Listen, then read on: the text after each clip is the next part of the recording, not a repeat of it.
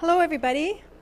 Good evening and welcome. My name is Heather Carnahan, and I'm the Dean of the School of Human Kinetics and Recreation. Tonight, I'm very pleased to have Dr. Daniel Fuller here, who's a faculty member in our school, and he's going to present the 2018 HKR Public Lecture. For those of you who don't know Dr. Fuller, he is a Canada Research Chair in Population Physical Activity. He's the Principal Investigator on the Interact team, and his research is focused on using wearable technologies to study physical activity, transportation interventions, and equity in urban spaces. He's also the Neighborhood Factors team co-lead of the Canadian Urban Environmental Health Research Consortium. And here at MUN, he works very closely with city officials and local community organizations, some of who I see here today. They explore using mobile health technologies to examine ways to design and build cities to increase physical activity for entire populations.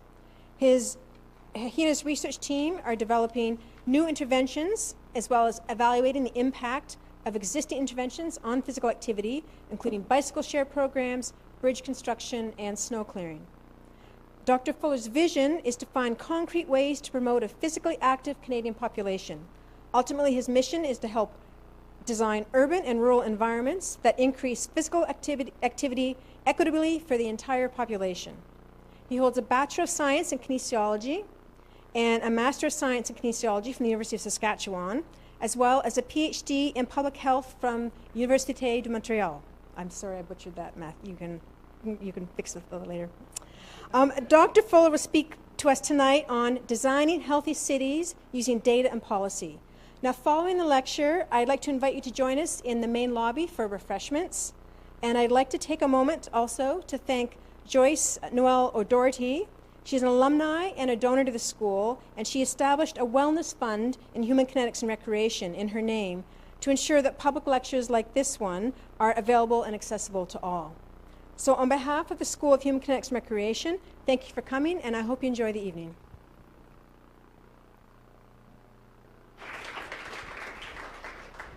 Thanks, Heather. The sun is going to set over the course of the presentation, so it's going to get a kind of gloomy and dark in here as we go, but hopefully the talk is not so gloomy and dark. So before I start, I want to respectfully acknowledge the territory in which we gather as the ancestral homelands of the Beothuk and the island of Newfoundland as the ancestral homelands of the Micmac and Beothuk. We'd also like to recognize the Inuit of Nunatsiavut and Nunatuavut and the Innu of Nitassianan and their ancestors as the original people of Labrador. We strive for respectful relationships with all peoples of this province, and we search for collective healing and true reconciliation and honor this beautiful land together. I would also like to thank the Joyce, Noel, or Doherty Wellness Fund for their contributions to this evening and sort of for providing the opportunity for this type of lecture. So I'm really excited, and hopefully it's fun. The other thing, because we're a small group and because we're kind of here to spend the evening kind of chatting, if you have questions, don't hesitate to raise your hand. I know it's scary. It's like third year university. But if you have questions, if there's something that just jumps into your head, don't hesitate to ask. Bo at the back, who's one of my lab, my grad students in my lab, right there, he's going to have this mic, and so if you raise your hand, he'll come and field your questions. One of the reasons we're using the mics is because we are on lecture capture, so this will be recorded and go on the internet somewhere. Okay. So this talk is sort of blue sky sort of talk about the research that we're doing in the lab and how it relates to the sort of topic that we talked about. So designing cities, particularly for physical activity, but for health and wellness in general. I'm going to show some results. I'm going to talk about the research that we're doing, but I'm not going to present sort of like specific studies or specific designs. We're going to talk about sort of concepts about what's happening in research related to healthy cities and research related to data for healthy cities. So it's kind of a blue sky kind of activity. The first thing to know, and hopefully you all know this, is physical activity is really good for you. Okay? If I'm speaking to the converted here, I'm sorry. I'm going to orient to this graph, and then we'll kind of see where we go. So here on the x-axis, you have, this is a meta-analysis that my colleague James Woodcock did. Here on the x-axis, you have non-vigorous physical activity, so the amount of non-vigorous physical activity. This doesn't include like running or sprinting or doing high-intensity interval training. This is just your daily physical activity, getting around doing stuff. On the y-axis, you have the rate ratio for all-cause mortality. So 1 means you're sort of at the normal or no difference. And as you increase your non-vigorous physical activity, the chance of you dying from all causes decreases. And it seems to decrease in sort of this hockey stick shaped curve down to 150. There's 2 things that I want to point out for you that sort of relate specifically to the work that I do.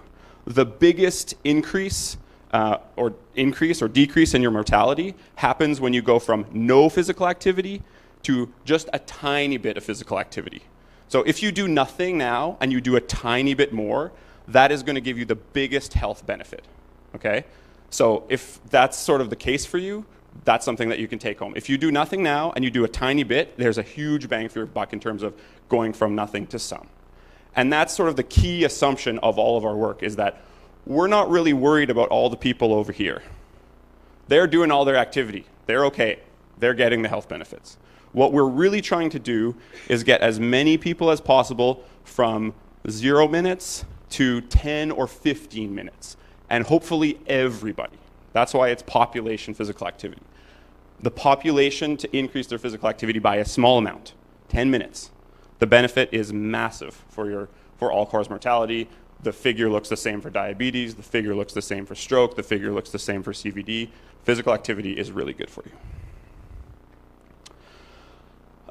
So that's sort of the first underlying assumption of the research. The second underlying assumption is that changing the environment influences your behavior.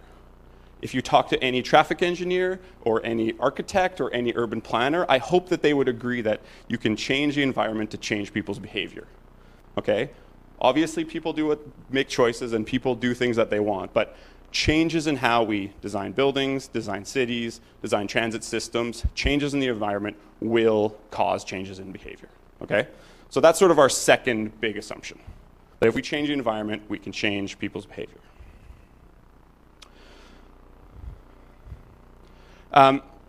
So a lot of the stuff we do in the lab relates to data and kind of what we do with data. So if I say the word data, who immediately kind of gets like a little bit afraid and thinks about math class and is not that happy? Okay. So I'm going to talk quite a bit about the data that we use and what we do with it and sort of how it works and what it looks like in real life. And hopefully we'll sort of we'll get together sort of a better understanding of what the data are that we can use for this kind of work and what it really means to do this kind of work. So when we talk about data in the world of sort of big data, people usually talk about the 5 V's of big data. So volume, velocity, variety, veracity, and value. Okay, so these 5 V's essentially make up sort of some components of this new thing called big data. So volume just means a lot of data. So for example, the NASA Sky Scanner collects a petabyte of data every night or something, right? It collects a huge amount of data every night, scanning the stars, collecting image data. I'm going to show you examples where we put wearable devices on people and we collect 10,000 GPS data points from someone in 1 week. And I'll show you some maps of that later. So velocity is the speed at which the data is coming in. So you can have lots of data just sitting there, or you can have data coming in at a high speed, okay? So high velocity data is things that are coming in, I don't know, every second. So when we collect wearable device data on people, we usually get data, we can get it up to 100 hertz, so 100 times a second, or we might get it up at one time a minute.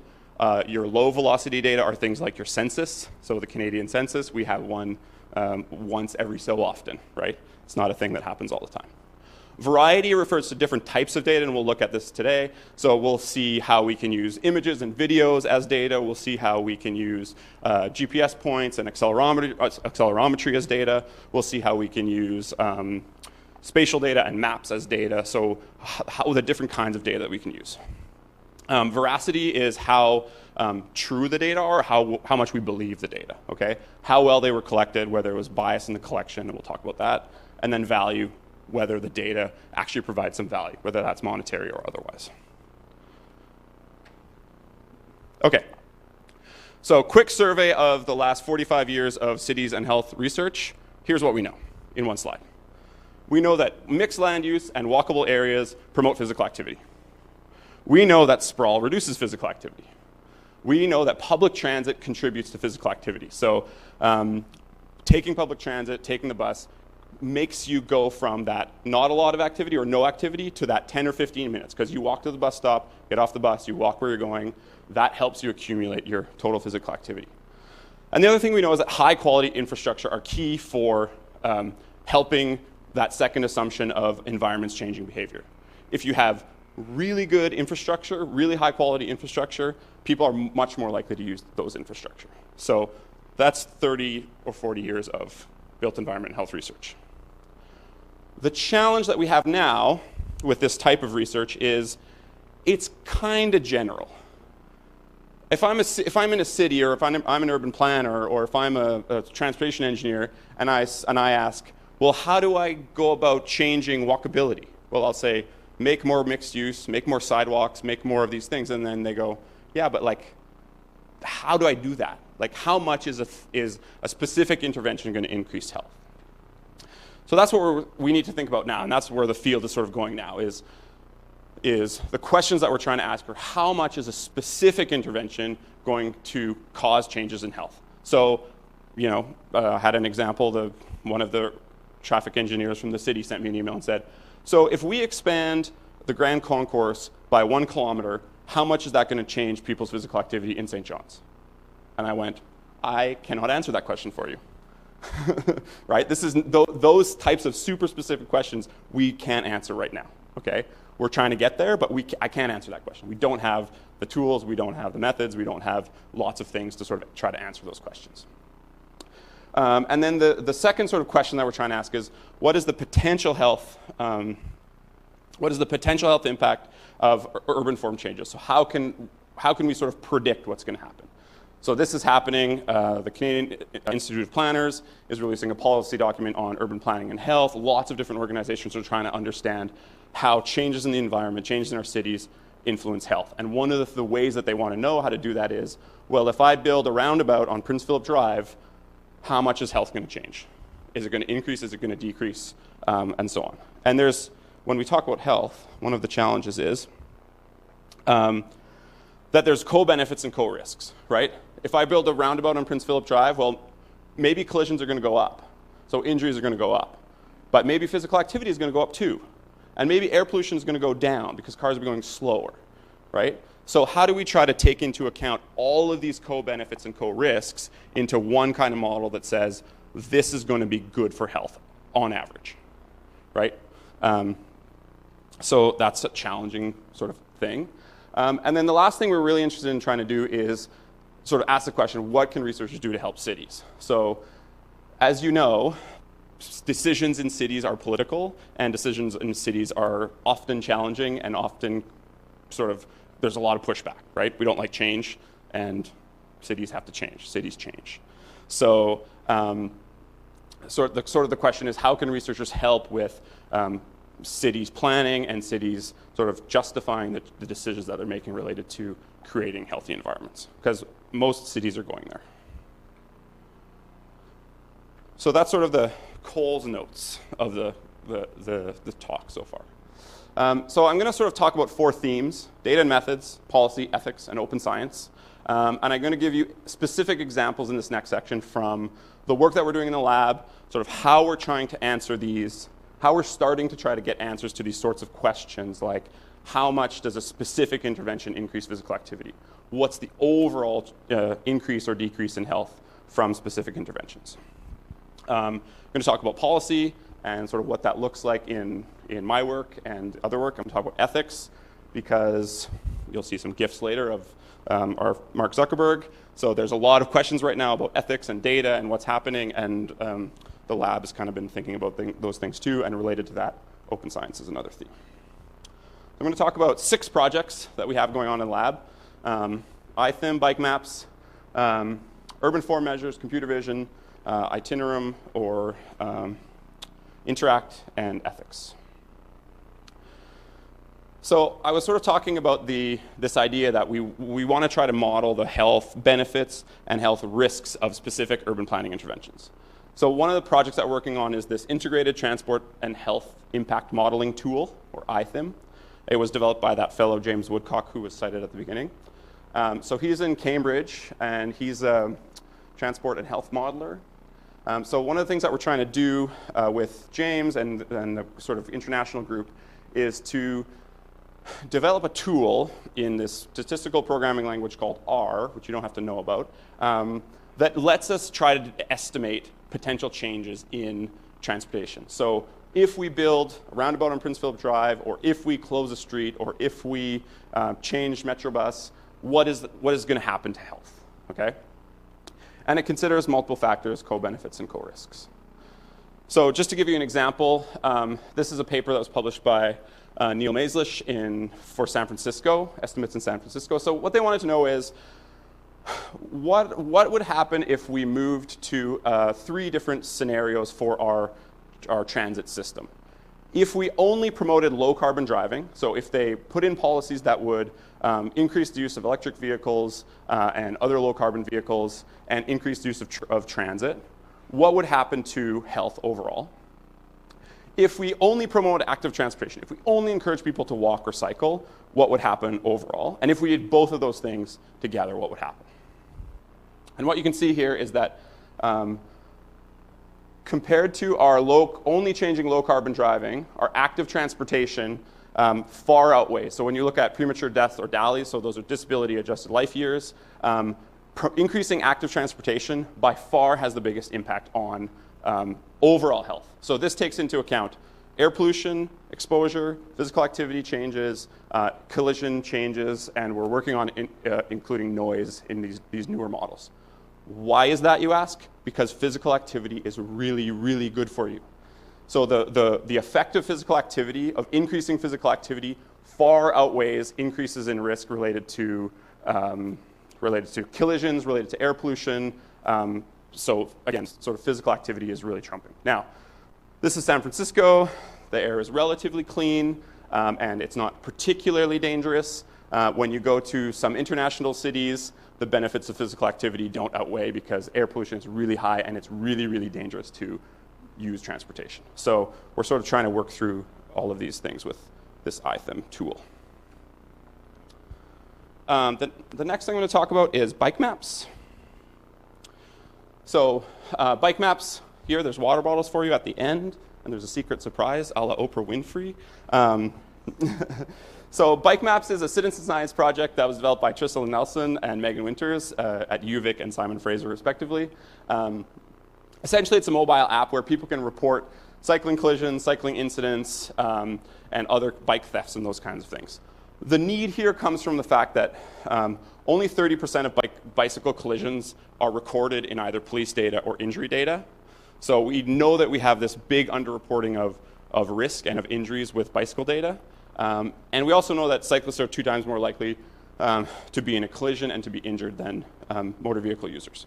So the idea here is that what we need is a central method of reporting cycling incidents and collisions so that we can fill in the gaps in the data that we have, the ICBC data and those other kinds of data. ICBC is the British Columbia Insurance Corporation. So we can fill in the gaps in all of those different insurance data files or those police files and really understand where the dangers are when people are cycling. So you can download that app now, bikemaps.org on iOS or Android, and you can report collisions. So what can we do with this kind of stuff?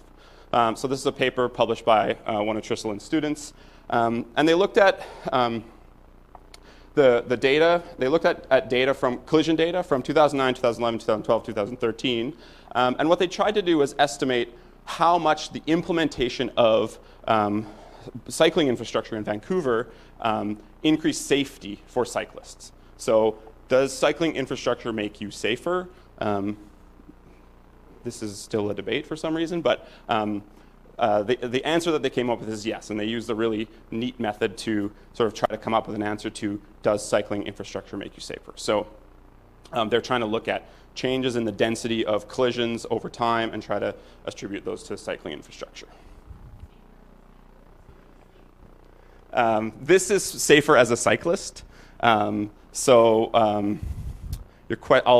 I infer some things from your question?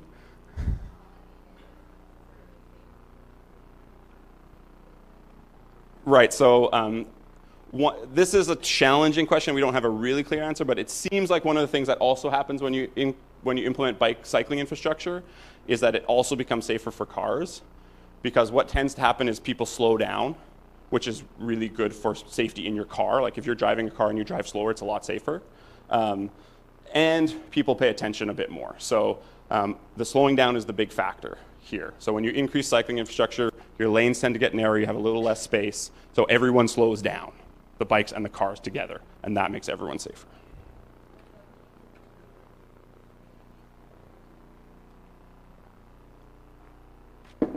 So that's like so the question is, what about changes in the number participating based on changes in infrastructure? I don't think we have some answers to that question, but we don't have really clear answers to that question. The sort of if you build it, they will come thing seems to hold true. I think some of the questions I'll talk about this later are like, how do you do that, and what does that look like for a city? So I'll give you an example. Victoria right now the mayor of Victoria has said that they are going to be the best smallest cycling city in the world. That's their goal. So they're building 28 kilometers of separated cycling infrastructure downtown. They're connecting all the networks. They're doing everything, and they're doing it in 2 years or 3 years. They're going from nothing to bike lanes everywhere, basically. So one of the things that cities tend to do is they tend to hedge on their cycling infrastructure and do a small pilot project and then do another thing over here and then do another thing. And it's not clear to me, and it's not clear in the research, that that's the best way to go, because you kind of need to just plop it down as quickly as you can so that you can sort of rapidly increase adoption, right? That's one of the particularly challenging things. Pilot projects tend to work, but how fast you can do it can help with adoption, I think. Okay, so the third part, and Dr. Carnahan kind of talked about this, is Canadian Urban Environmental Health Research Consortium, Canoe. So Canoe is a $5 million CIHR consortium, and I'm one of the co-leads co-leads of the Neighborhood Factors team, along with Michael Wagener, who's at U of T. So the goal here is to create national level data for urban environment infrastructure, with an open vision and sort of open leadership to try to have better data, more comparable data across cities. So what tends to happen now is, like, I'm a researcher in St. John's, and I'm going to make some measure for St. John's, and I'm going to do my research, and I'm going to sit on my computer, and no one else is going to see it. I'm going to publish it, and that's all. And that's that's my job, right? A big part of my job is publish papers, do stuff, do that kind of thing. And there isn't a lot of incentive for researchers to do like big national measures that are comparable across the country. So if I'm in Edmonton, I'm doing the same thing in Edmonton. If I'm in Vancouver, I'm doing the same thing in Vancouver. People are kind of doing piecemeal different things that look very similar all over the country. And one of the things that Canoe is trying to do is say, let's work together to make measures that are standardized and comparable across the country. So we have two projects related to this. One is an urban density score, or you can think about it as a sprawl score if you want. So we're working on 36 census metropolitan areas using 4 dimensions and 9 sort of variables or 9 features, and doing some fancy stats to create an urban sprawl score, an urban density score for Canada. Oops. This is what it looks like for St. John's. So I'll orient you to the map. On the right, you have quintiles of sprawl. So dark red is most sprawl, yellow is least sprawl or most compact. Oh no, sorry, blue is most compact, yellow is in the middle. And you can see here, this kind of makes sense. The sort of very downtown is the most compact, and it gets more sprawly as you go out. It gets less compact, right? And you can sort of clearly see how we go from St. John's to Mount Pearl and then out to CBS, right? You can see that line in the data. And then on the right side of the map, you see the probability of being most sprawl. So these areas here tend to not be very sprawling. We don't have a lot of variation in St. John's, and when you look at this from a national perspective, it looks a little bit different. So the other kind of big metric or score that we're working on is the transit accessibility score. So here we're using the global transit feed specification data from 41 Canadian cities. Global transit feed specification is a standard way for transit operators to format and publish their data online. It used to be called the Google Transit Feed Specification because essentially the way that you go on Google Maps and you say, I want to get from here to here and I want to use transit when you're in wherever you are, that the data comes from the Global Transit Feed Specification. All of the different transit operators publish those data. You can download them, it's free, and you can make apps and you can do whatever you want. So we're using those data to develop metrics of transit accessibility. Just to give you an idea, it's running on the computer downstairs. It's probably going to take 40 days. In St. John's, we have 926 stops and about 100,000 stop times. In Toronto, they have 10,000 stops and 4.3 million stop times. So we're grinding through all of that to try to make a transit accessibility score. Here's what it looks like for St. John's or the Avalon. So you can see here, this map looks a little bit different because it takes into account both the population but also how much transit there is. So you can see this looks like right around Munn. We have high transit access, and you can see it sort of drops off very quickly. And then you have like funny things like the census tract here, where Petty Harbor Maddox Cove is, has high transit accessibility, right? So this can help us sort of understand maybe where to implement new transit or where we could change transit to improve accessibility for people, right? I live in this area right here, this transit dead zone in the middle of there, and I can tell you it's really hard to take the bus from my house to mine, right? That's my experience, and sort of that's what the data are showing us. So we're still working through this and still working out some bugs, but this is around, I live right around St. Clair Hospital, so I think I would guess that it's about there. Okay, so those are some quick examples of kind of what we're doing with data and how we're working with geographical data and other types of data to create measures of ways that we can understand, or ways that we can understand how people are exposed to the environment, right? What's out there in the environment that we can change. We can change urban density, we can change transit, we can change cycling infrastructure, we can do all those things. So the next thing I'm going to talk about is some other stuff that we're doing related to machine learning. So who here has heard the term machine learning? Who here has heard it and has no idea what it eats for breakfast?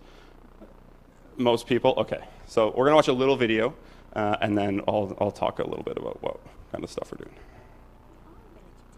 Oh no, sound. When we're born, we know almost nothing and can do almost nothing for ourselves. But soon, we're learning and becoming more capable every day. But did you know that computers can do the same? Machine learning brings together statistics and computer science to enable computers to learn how to do a given task without being programmed to do so. Just as your brain uses experience to improve at a task, so can computers. Say you need a computer that can tell the difference between a picture of a dog and a picture of a cat. You could begin by feeding it images and telling it, this one's a dog, that one's a cat. A computer programmed to learn will seek statistical patterns within the data that will enable it to recognise a cat or a dog in the future. It might figure out, on its own, that cats have shorter noses and that dogs come in a larger variety of sizes, and then represent that information numerically, organising it in space. But, crucially, it's the computer, not the programmer, that identifies those patterns and establishes the algorithm by which future data will be sorted. One example of a simple yet highly effective algorithm is to find the optimal line separating cats from dogs. When the computer sees a new picture, it checks which side of the line it falls on and then says either cat or dog. But of course there can be mistakes.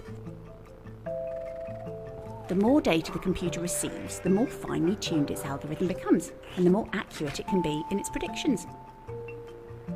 Machine learning is already widely applied. It's the technology behind facial recognition, text and speech recognition, spam filters on your inbox, online shopping or viewing recommendations, credit card fraud detection, and so much more. At the University of Oxford, machine learning researchers are combining statistics and computer science to build algorithms that can solve more complex problems more efficiently, using less computing power. From medical diagnoses to social media, the potential of machine learning to transform our world is truly mind-blowing. To find out more about machine learning, visit oxfordsparks.ox.ac.uk, follow us on Twitter, and find us on Facebook.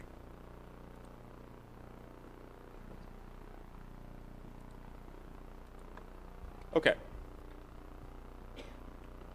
So there's a quick intro to machine learning. So these are some of the things we're doing. A really good example, so the dog example is a good one, and Google recently published this Google image recognition thing. I'll show you what we're doing later, but they talked about sort of detecting features that might differentiate a cat from a dog.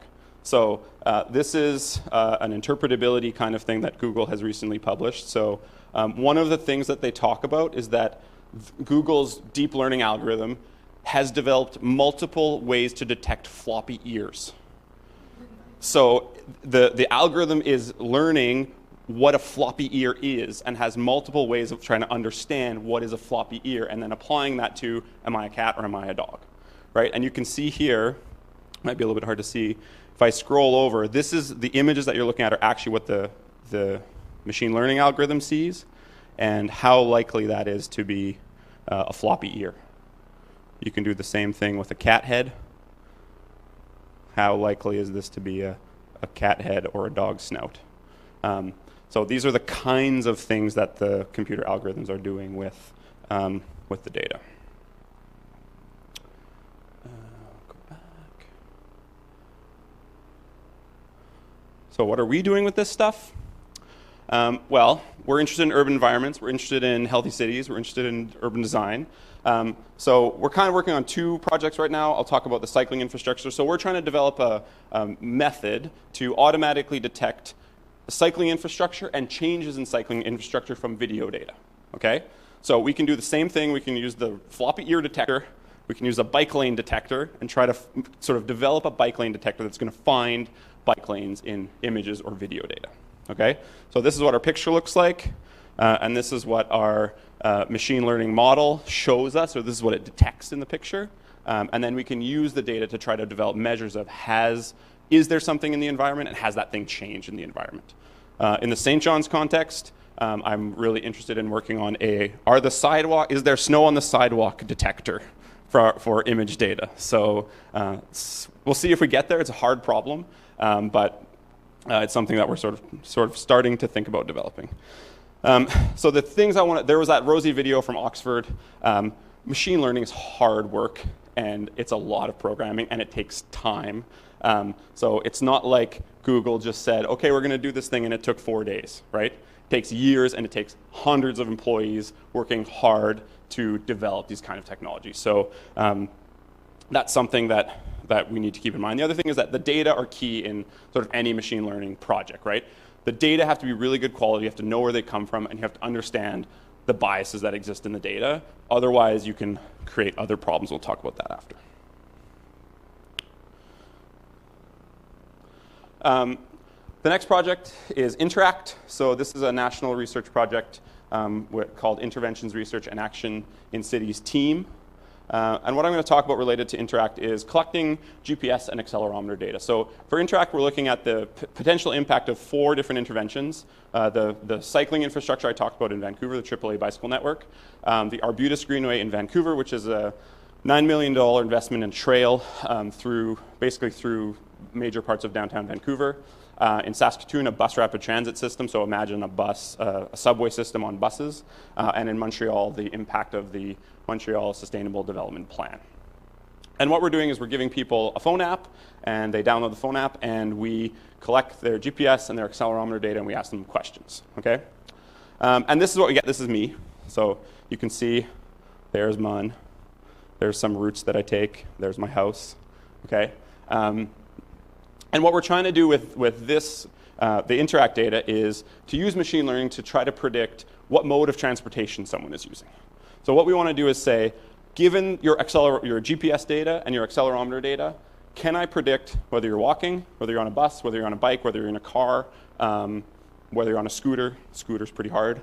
And can I understand changes in your travel behavior based on your GPS and accelerometer data? We're doing that using some work in the lab. So there's Kasha's GIF that we submitted for the IM Innovation Contest that CFI had. So we're doing some work in the lab with understanding how the physical activity changes and how we measure physical activity with wearable devices to help us with transportation mode detection. And we're also doing work with a whole bunch of other team members around the country. Okay, that's the end of the data bit. So the second thing that I was going to talk about is policy. So again, this is kind of where the rubber hits the road, and I wrote an op-ed yesterday for this, and I think, you know, there's all of this smart city stuff, and there's all of this technology that we can use and all of these things, but we actually have a lot of the policies. We know a lot of the policies that we would need to create healthy cities. It's just really hard, and it just takes a lot of political will. So I'm really happy that St. John's and Happy City submitted a Smart Cities Challenge application. Hopefully we get funded. That would be great. And one of some of the challenges that I have with the research that I'm doing is there's this dual focus on having the position that I have as a Canoe Research Chair. There's a lot of focus on making national things and making international kind of contributions to the research and the literature. So I have to focus a lot on that. But I also really care about the place that I live, and I really want to see change in the place that I live. So I have to sort of have this dual focus of what are we doing nationally that's big picture, and what are we doing locally that can really change the local city? Because every intervention, every implementation of bike lanes or changes in bus infrastructure or densification in urban areas in any city is a fight, right? There's pushback, it's hard, it takes lots of work, and it still takes lots of work if it's happened 100 times over. In your city, it's different for some reason, right? Who knows why, but it's different for some reason in your city. So that's sort of one of the big challenges related to policy with the research that I'm doing is how do we understand what's local and what changes happen, and then how do we take that into the data that we're using and the sort of science research that we're doing. So my idea of policy hopefully looks like this, and it's just like, yes, no problem, we got this solved, and we'll just make things happen. And that can happen, and it does happen sometimes, but mostly my experience with policy kind of looks like this, and we get things done, but we stumble through it.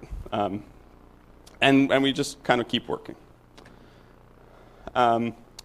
So you've heard kind of about the research, and you've heard a little bit about the policy. I'm going to say that I feel like Google is stalking me and keeps trying to compete with the work that we're doing. So I don't know if you've heard, but Google had just introduced Sidewalk Labs, Sidewalk Toronto. So Google is making a big push in the urban planning field. Okay, so they're going to be designing a neighborhood in Toronto. They're going to be spending way more money than the city of Toronto ever would to develop a smart neighborhood. They've pre-released this thing called Replica, which is going to be kind of similar to the iThim tool that I talked about. That's going to let you model changes in infrastructure with a 5% sample of the Google Maps GPS data. So if you want to like change a road, you'll get some of the Google Maps data, and then they'll predict what will happen based on a sample of the Google Maps GPS data. The other thing that we need to think about, and we need to think about a lot as researchers, is how we're working with data and how we're protecting people's privacy. So we have a special obligation to the research participants and to the health ethics research boards and all these other things to keep data safe and keep data secure and sort of think about what we're doing with data. So did anyone see this from The Guardian and other places? So Strava, which is a GPS collection app, lots of cyclists use it, people use it for running, they use it to collect their data. They released their global heat maps for 2018. So they released like a heat map of where people go. Turns out that a lot of people on military bases use Strava. And I mean, I didn't see this, but some people sort of figured out that you could look at the heat map and you could guess where potential military bases might be all over the world, because they released all the data for all over the world. It's not individual data, it's a heat map. It's aggregate data of people, but we need to think about what we're doing with the data. So we've been working on this a little bit. So the things that we're reflecting on right now is, do participants understand what they're consenting to? So if you're a participant in my study and I say, download this app and I'm going to collect your data for a month, do people understand that at the end I'm going to have about 5 gigabytes of data and I'm going to have hundreds of thousands of GPS points of your precise location over that month? And are people okay with that, right?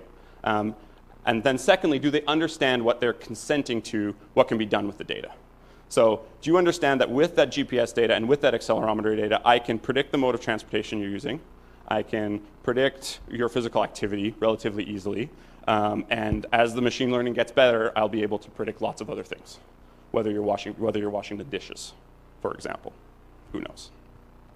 And then the last thing is, how do these technologies and this data relate to social inequality? So how do we sort of try to change and try to not increase social inequalities with these kinds of data collections, right? If we're collecting data on phones and we're recruiting participants who already have phones, who are already tech savvy, what does that mean for the results that we output at the end?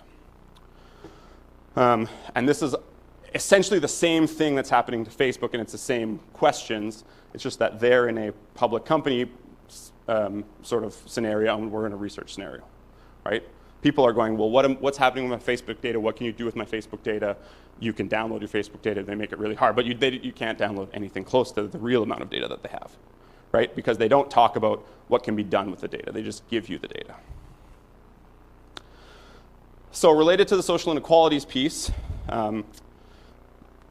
the whole sort of idea of this population physical activity concept is that we need to think about physical activity, but we also need to think about social inequalities. So this is a study that was published in The Lancet in 2017, looking at the impact of sort of our standard health behaviors on all-cause mortality and of socioeconomic status on all-cause mortality. So I'll orient you to the graph if you haven't seen a graph like this. So here's our hazard ratio 1. Greater than 1 means there's increased risk. So you're more likely to die if, for example, you are physically inactive if you're a man, and you're about 1.6 times more likely to die. Okay? Same thing for a woman. If you're physically inactive, you're about 1.6 times more likely to die. Okay? So again, physical activity is really good for you. Smoking is really bad for you. And then here we have social inequality. So if you're a low socioeconomic status person versus a high socioeconomic status person, the estimates suggest, and this is from 26 million life years, so it's a massive study looking at the impact. It looks like social inequalities are about on par with hypertension in terms of their risk of all-cause mortality. So it's really important that we not only think about physical activity, but we also think about social inequalities. So that's crucial for healthy cities, that's crucial for urban planning, and we need to think about that when we're thinking about smart cities and how we're creating smart cities. So the last thing I'll talk about is this idea of open science. So sort of talked about ethics and talked about inequalities, and I think one of the ways that we as researchers maintain public trust and build public trust is that we are as open and as clear and as concise and as honest as we can be about what we're doing with the data and what we can do and sort of how we're working with the data. So, I mean, we do that in a lot of ways, but one of the ways that we really work hard in the lab to do that is to publish all the code of all the analysis that we do on GitHub, which is a code repository, and to make it publicly available and sort of to promote it so that other people can check our work. People make mistakes all the time.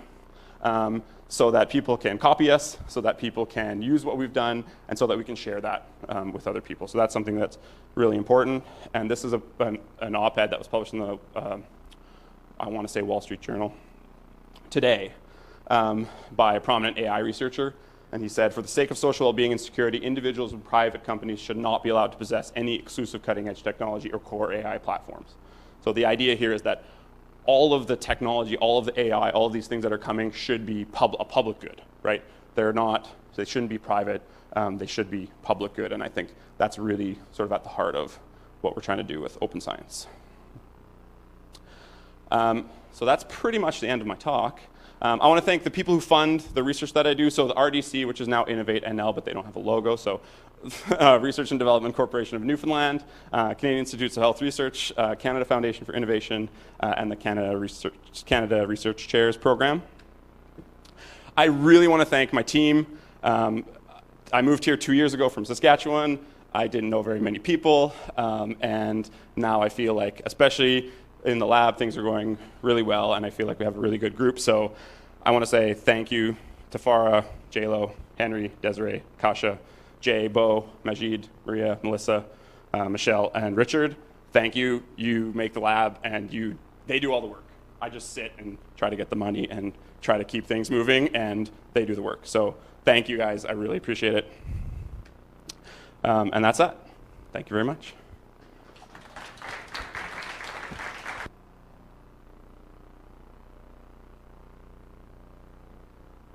Questions? Bo's got the mic.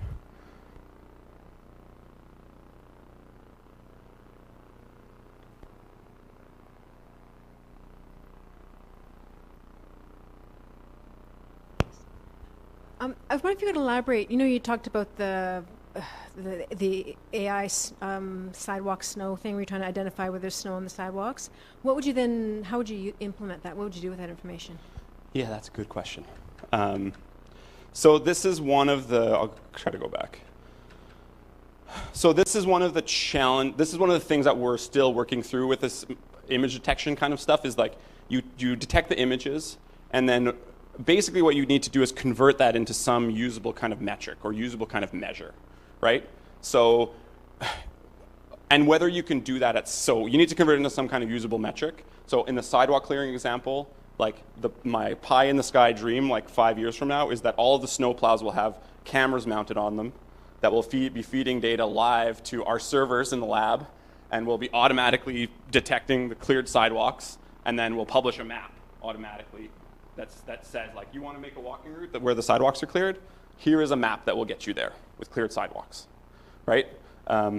That's pie in sky, but that's kind of the idea. You need to convert it into something useful, right? And right now, just detecting something from an image, I mean, it's cool, but it's not super useful, right? Same thing with the cycling infrastructure. So can we detect changes in cycling infrastructure? Can we use the data to do that? Either with our own data that we collect. So like this picture is from a grad student riding around Victoria with a GoPro, right? And we just bought a 360 camera the other day so we can have 360 video when we're riding around.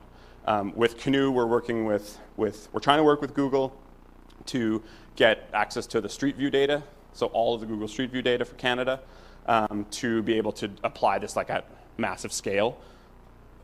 We'll see what happens. It's really expensive to get the Google Street View data, and we don't know that we can afford it.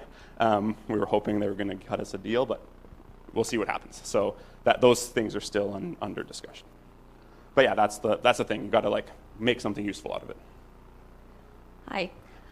I was wondering, thinking about life in St. John's, and also thinking about the different types of more or lesser degrees of active transport that you were talking about. What would make the biggest bang for your buck? I'm thinking about, would having better bus lines make a bigger difference because more people would actually use it? Would making there be more sidewalks, or sidewalks actually cleared in the winter and not covered with ice? Would that make a bigger difference with a smaller population, but it would give them more activity? What kind of thing would be a first order change that you would imagine? I would have, if I had to pick, I would have two. One would be expansion and changes to the Metrobus system. So to go from a, I can't remember the word now, what they tend to call like an accessibility model to a ridership model. So the accessibility model, we have that now. Basically the idea is we want everyone to be able to use the bus, and we're not too worried that it's not frequent and that it's not serving a lot of people. You can get lots of places on Metrobus. A ridership model, the idea is you want as many riders as you can.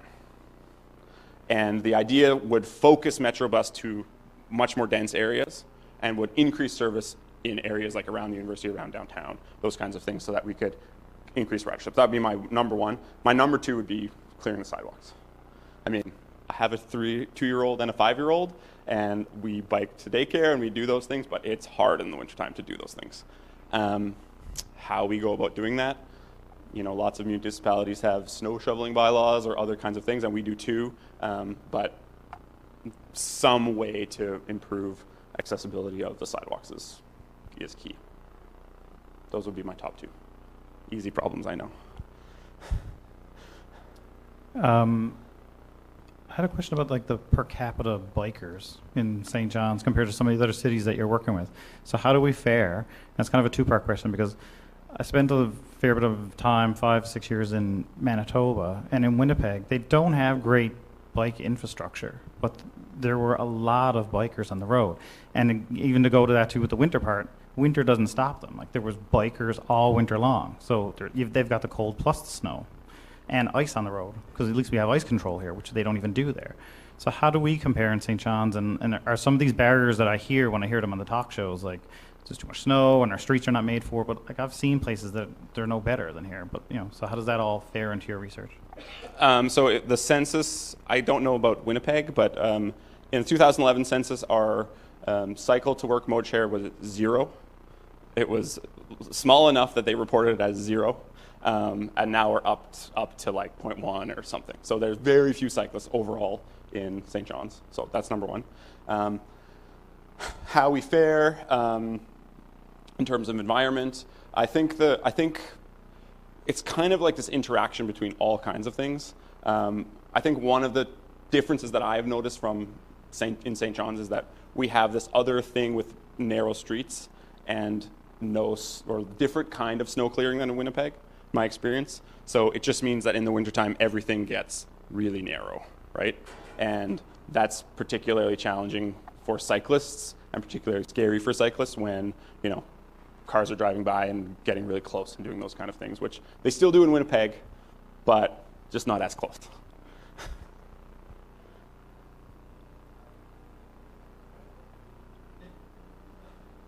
There we go. Kind of going back to the little piece that you gave about policy. From a public health perspective, what have you noticed across the nation with the response from governments locally, provincially, federally, on willingness to make these changes? Like, I mean, you think about like tobacco and policy change and things like that, and the grassroots and the lobbying that had to take place. Do you feel like that might be necessary within this realm of physical activity in healthier cities, or have you found that cities are quite willing and excited to make these kinds of changes? Cities are complicated. I think I think most cities are ready to make changes, and they can make the changes. And I think federally now we have the space to make the changes. And I think what I've seen happen in a few different places is that there's a challenge between that city, provincial, federal kind of conversation.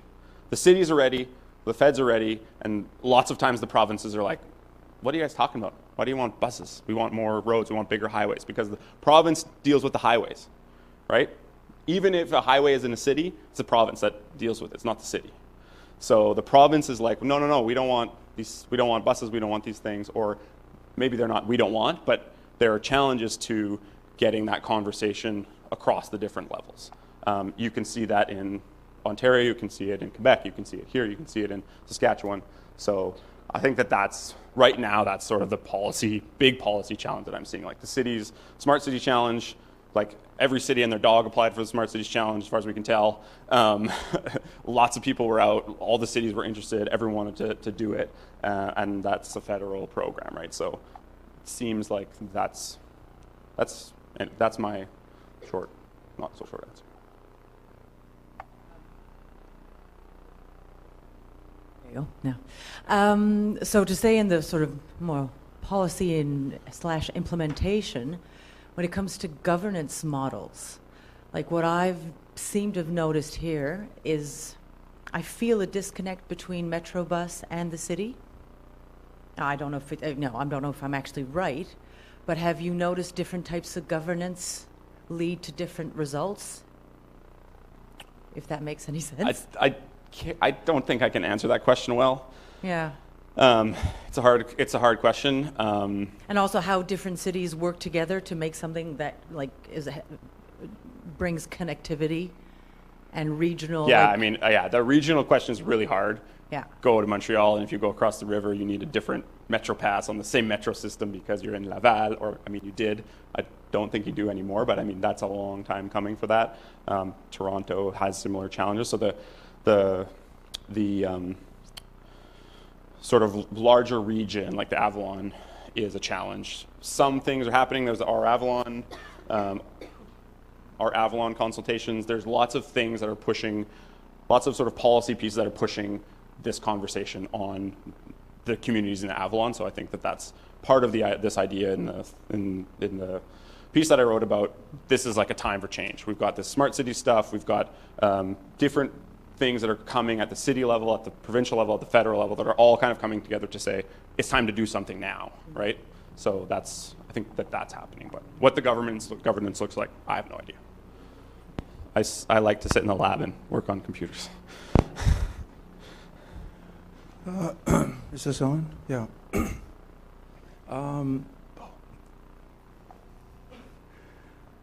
Knowing that this is an extreme complex problem to solve, which is the idea that we're going to make healthy cities, and I know you're not saying this, but I do want to emphasize something, that any simplistic solution is just not going to work. An example of this is, and some people will really come down on me for this, but Parkdale, Florida made that killer that did the event at the school. And these situations have happened a lot all over North America. And what we don't seem to do is, right away it's gun laws and things of that sort, and that is the surface. But if you look at Parkdale from an aerial photograph, and I actually grew up in that area, not that area of Fort Lauderdale, but I was more east, but I grew up in Broward County. Right across the street, and I mean right across the street, is alligators and python snakes, because it goes right up against the Everglades. So when you think about the health of a child growing up in a community like that, and then the other factor is to get out of the community because it looks good to the planners, mostly the developer types, where it's winding roads and nice pool things and beautiful houses and all this pretty stuff going on from a visual rendering point of view. To get out of there is not easy. A grid works better, for instance. And then what does the person actually come across when they leave the environment? Because this is a kid that just wants to be on his own and get out from under his parents and stuff like that. And he hits a highway, because there's a highway right there, of roads and confusion, and of course a Walmart. And by the way, that same description without the alligators and python snakes is Kenmont Terrace. So what we're uncovering, I think, and it's going to take a while, but maybe with the increase of computerization and everything that's happened in my lifetime, we have to realize we have to learn from the collection. I know you know this, but I'm just, the collection of the data, right? The collection of the data is going to increase more and more, and then finally we're going to be able to deal with the complexity of the problem. It's not a linear thing at all. Like even answering the simple little things about what could the bike paths do here. It's also, where do the bikers go? Where do they stop? Where do they interact with other people, and so forth? And that's what's very interesting today, is that we can actually model that, where we weren't able to do that, when I was in school. Okay. Yeah. So one comment I'll make about that is in our conversations with the different teams, with Interact, with St. John's, with lots of other cities, one of the things that lots of cities are focused on is this idea of social inclusion, because it's a big thing that the cities feel like they can act on. And oftentimes cities don't feel like they can act on health because health is a provincial mandate, not a city mandate. But cities really feel like they can act on this social inclusion piece, and there's a lot of, I would say, enthusiasm and interest in cities sort of getting to this idea of social inclusion. How do we include people? How do we make spaces to include people? How do we design to include people? So I think that's a big thing that's happening a lot in Canada right now. Robert. Hi. Thanks, Daniel. That's a great discussion. I'm wondering, I don't know if this objective overlaps with yours, but when you're talking about big data, you can incorporate just about everything. Yeah. But I'm wondering, have you looked into, I guess, matching up with food deserts, for example, or food mapping?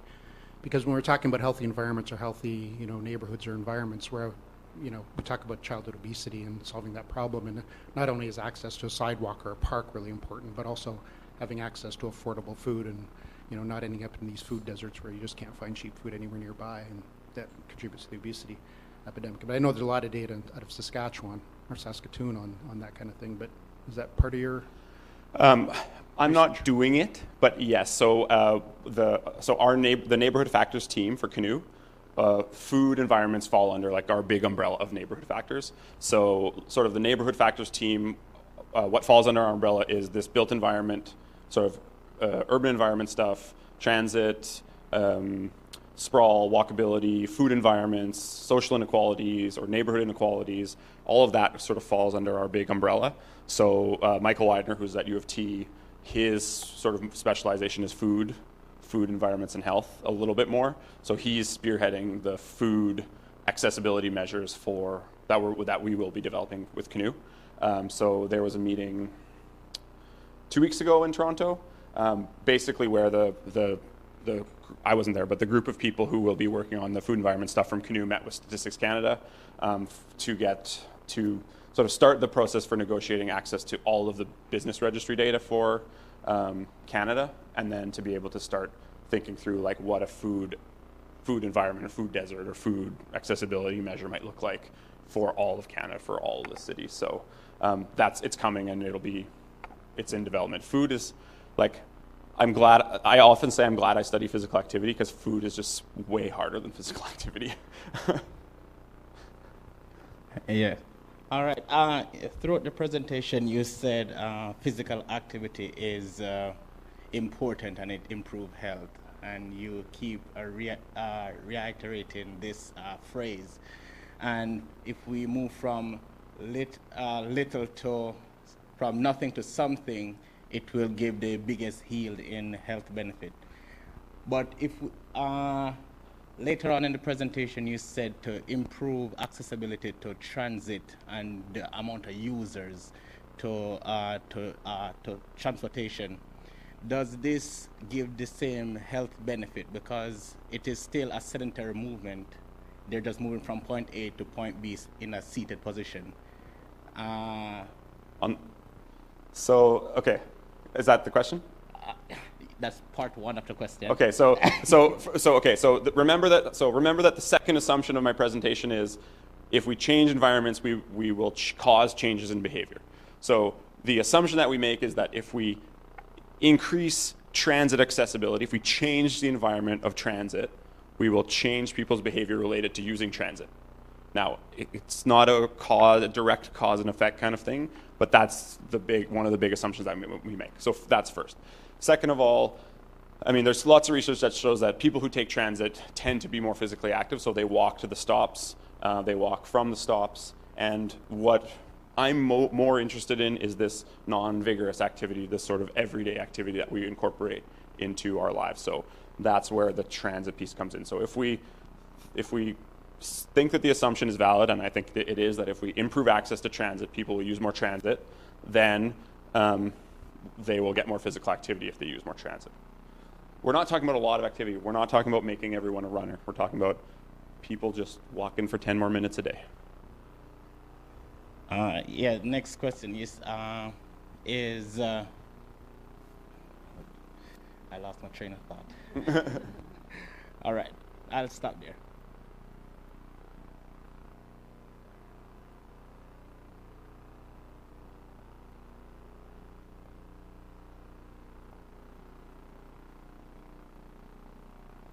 Thank you. You had mentioned in your ethical reflections and looking at social inequalities, and that kind of opens up a whole other, maybe more access to more multidisciplinary or other fields as well. I'm wondering if Canoe does any type of overlapping research with maybe mental health trends, because mental health and physical health are often often influence each other, and I didn't see a huge amount on social inequality, but generally when you have a population that becomes more physically active, or they generally you can see changes in mental health as well. Yeah, so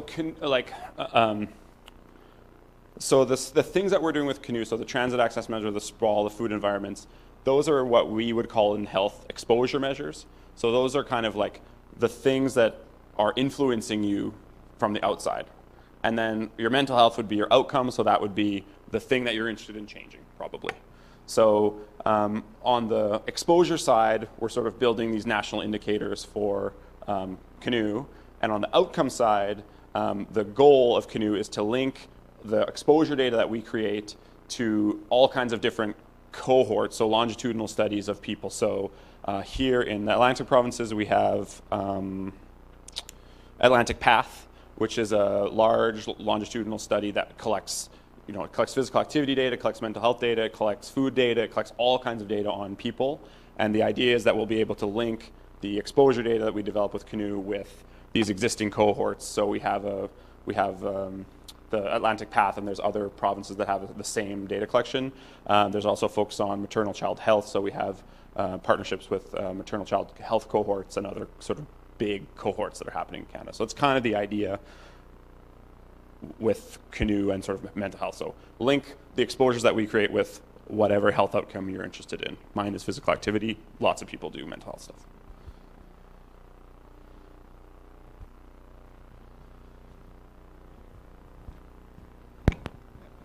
Thank you. This has been a really interesting talk.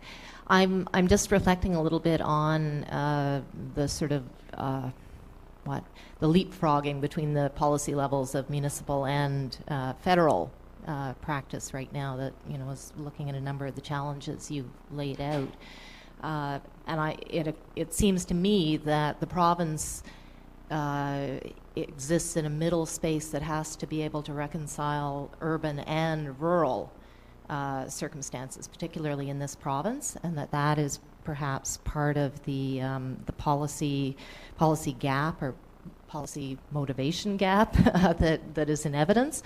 We're going through processes in the municipal sector right now, of course, that are looking at regionalization, declining populations in many of the rural parts of the province, a circumstance where we're actually looking at decommissioning infrastructure and making decisions around things on that basis. I'm curious about whether, made it up with your urban-focused work, is there perhaps a cohort of research around, some of the sort of big data variables that we might be similarly employing in a rural context? Let me think. 2 comments. The first one is, I would say that most of the environments and health research is strongly biased towards urban areas because universities tend to be in urban areas. That being said, there hasn't been a lot yet in the sort of urban environments field, but in the air pollution field, for example, it is very, very common for them to use satellite image data to create measures of exposure to air pollution. And there are people in Canoe doing similar kinds of work with developing measures of urban environments. So that satellite image data, we have it for the whole globe, so we can do whatever really with